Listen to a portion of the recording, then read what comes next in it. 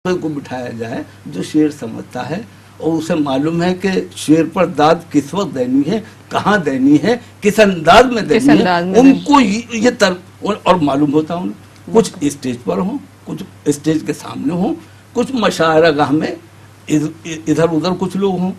तो जब इधर से आवाज आएगी सुभान अल्लाह, भाई क्या पढ़ाया आपने, तो फिर वो जो ग्रुप होगा ना, फिर वो उठाएगा उस बात को, फिर वो उठाएगा। अब पता चला मजमा भी तो भाई कोई बात तो है, वो भी फिर उसमें शामिल हो गए। बिल्कुल बिल्कुल। तो आपकी आवाज पहुंच रही है जहाँ तक हमारी आवाज आ रही है। मेरी तो गुजारिश है मुअद्दिबाना, और ये दिल में ख्वाहिश भी है क्योंकि कराची के मुशायरे बैन अवी मुशायरे होते हैं और इन पर एक कसीर रकम खर्च होती है। तो मुंतज़मीन मुशायरा को ये चाहिए कि वो कुछ ऐसे लोगों का इंतखाब करें, उनको बुलाएं अपने मुशायरे में और फिर उनको एक मकाम दें।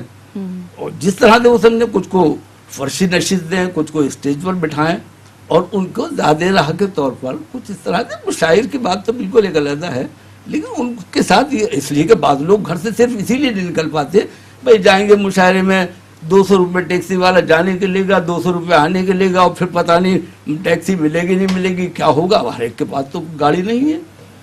तो मतलब कि जब उनको ये आसानी होगी तो वो फिर घर से ही कोई गाड़ी होगी या कुछ उसे वो लेकर चलेंगे और वो उन्हीं को फिर लेकर जाएगी, उन्हीं को लेकर आएगी। बिल्कुल। तो अच्छा मशवरा है। चलते हैं आपके कलाम की जानिब। ये एक और गजल समाज फरमाए जी। अर्ज किया है कि हुस्नो इश्क के सारे किस्से और हैं सब अफसाने खाक।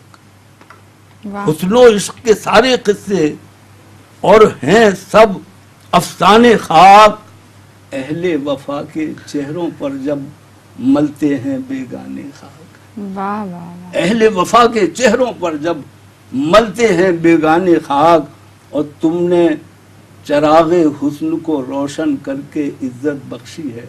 वाह वाह वाह, क्या कहने। तुमने चरागे हुस्न को रोशन करके इज्जत बख्शी है, आज यकीनन हो जाएंगे जलकर सब परवाने खाक। क्या कहने, बहुत अच्छे, बहुत खूब। आज यकीनन हो जाएंगे जलकर सब परवाने खाक। बहुत अच्छे। तुमने चरागे हुस्न को रोशन करके इज्जत बख्शी है, आज यकीनन हो जाएंगे जलकर सब परवाने खाक। और शेर समाज फरमाए कि बस्ती बस्ती धूल उड़ी है, नगरी नगरी सन्नाटा। बस्ती बस्ती धूल उड़ी है, नगरी नगरी सन्नाटा, और छान रहे हैं सहरा सहरा, आखिर क्यों दीवाने खाक। वाह वाह वाह। बस्ती बस्ती धूल उड़ी है, नगरी नगरी सन्नाटा, छान रहे हैं सहरा सहरा, आखिर क्यों दीवाने खाक।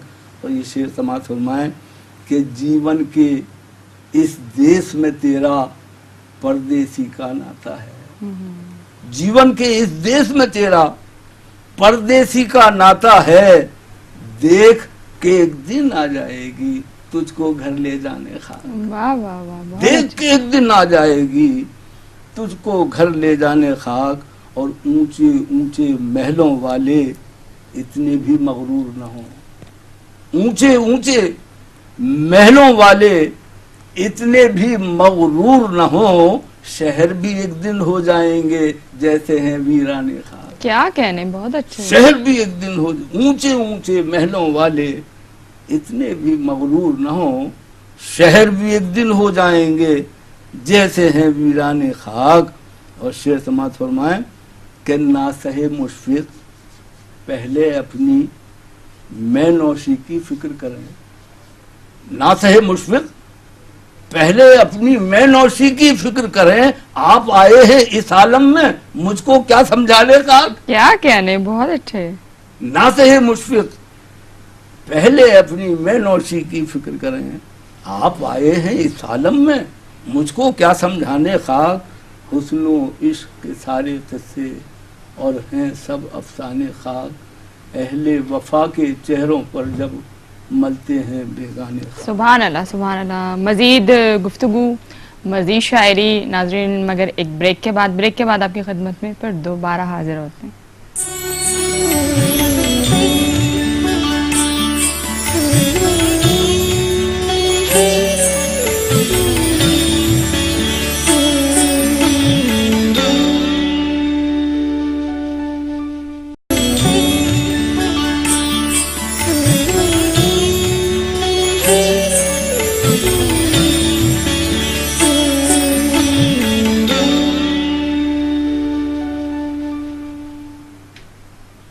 جی ناظرین، چھوٹا سا بریک کے بعد آپ کی خدمت میں پھر دوبارہ حاضر ہیں۔ پروگرام آپ دیکھ رہے ہیں بزم شاعری، اور ہمارے درمیان بہت ہی سینئر شاعر موجود ہیں، شفیق برنی، جن سے خوبصورت گفتگو ہو رہی ہے اور بڑی بے تکلفانہ گفتگو ہو رہی ہے، اور بہت خوبصورت کلام سننے کو مل رہا ہے۔ اب مزید کلام کی فرمائش کریں گے شفیق برنی صاحب سے۔ جی بہتر یہ سماعت فرمائے کو غزل عرض کیا ہے کہ ہے بہت اچھا جنوں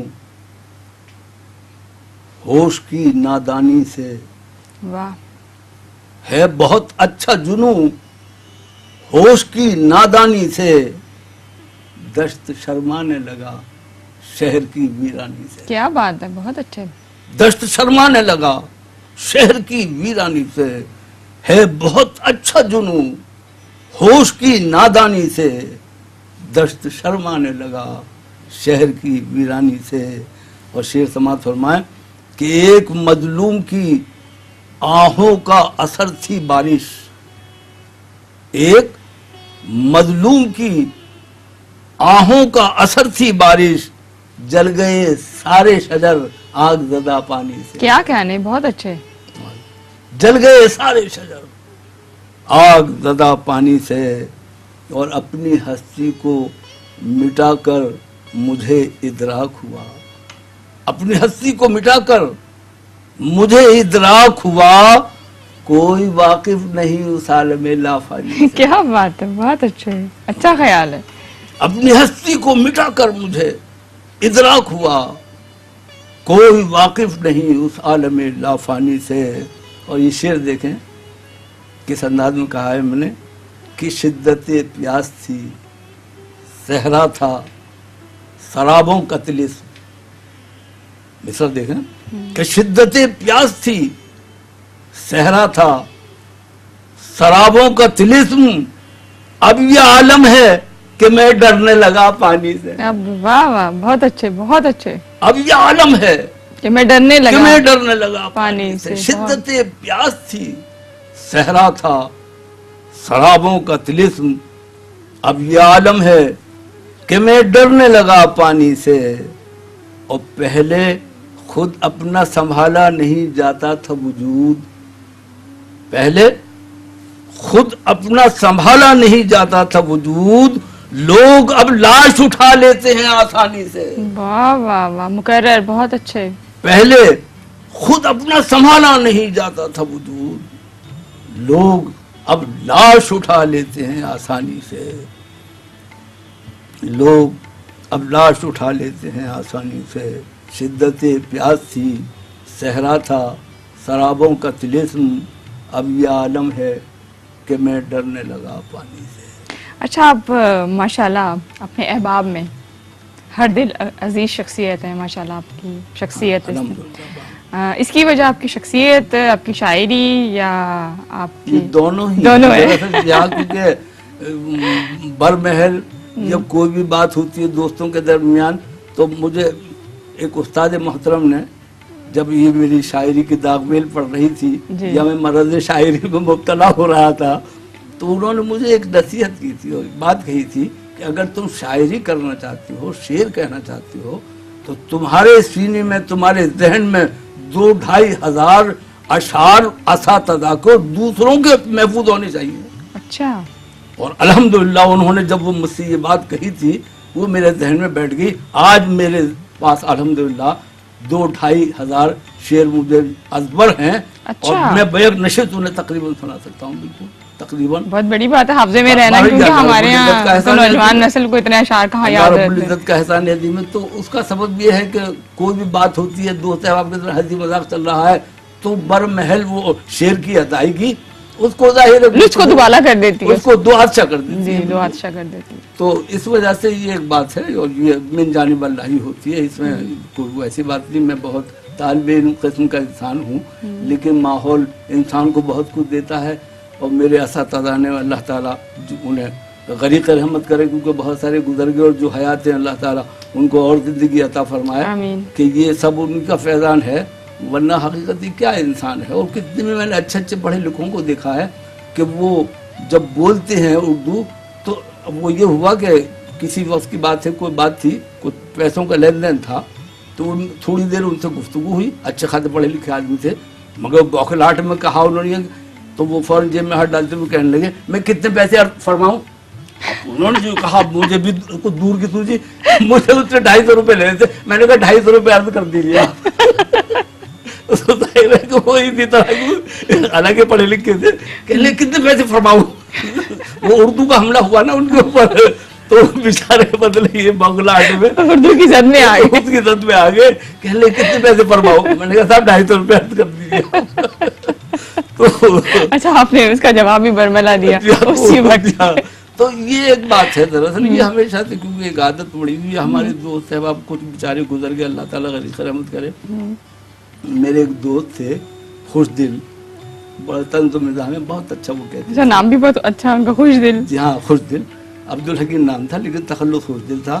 उनकी एक नज्म मैं आपके प्रोग्राम में सुनाना चाहता हूँ। बिल्कुल, जरूर अता कीजिए। उस नज्म का उन्वान है छिद्दा की चौपाल, और आपके नाजरीन को यकीनन पसंद आएगी, क्योंकि नाजरीन भी यही चाहते हैं कि वो जो उस प्रोग्राम को देख रहे हैं उसमें उकताहट पैदा ना हो, बिल्कुल, बेजारी ना हो, बेजार ना हो। वरना फिर ये है कि वो है हाथ में, वो घुमा देते हैं, दूसरे चैनल पहुंच जाते हैं। और मैं समझता हूँ कि मेट्रो वन या आपका चैनल बहुत बड़ी खिदमत अंजाम दे रहा है। अल्लाह ताला इनके तमाम वो जो करता धरता है, हम आमिर भाई हैं और दीगर लोग हैं, जो अल्लाह ताला उनको उम्र दराज अता फरमाए और सेहत और तंदुरुस्ती अता फरमाए।